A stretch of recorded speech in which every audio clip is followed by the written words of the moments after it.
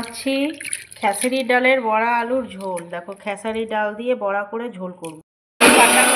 এই যে মশলা, লঙ্কা, রসুন, আদা, পেঁয়াজ, জিরা গুঁড়ি, লঙ্কা গুঁড়ি, হলুদ গুঁড়ি, নুন দিলাম। এবার এটাকে মাখবো, মেখে বড়া করব। তেল গরম। এই যে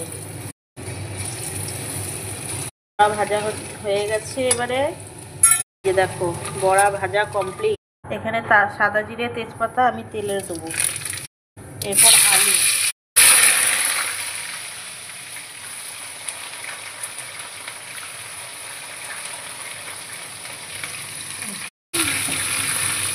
আলুটা ভাজা হলে মশলা ভাজা হয়ে গেছে। মশলা দিয়ে দিলাম, হলুদ,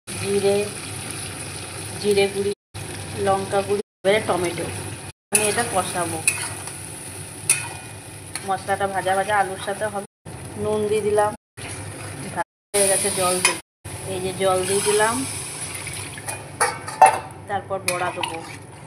ফুটে গেছে, বড়াগুলো দিয়ে দিলাম। এরপর ধনেপাতা দিয়ে দিলাম। রেডি, ঝটপট বড়ার ঝোল রেডি। দেখো, এই দেখো রেডি, একবারে ঝটপট বড়ার ঝোল রেডি।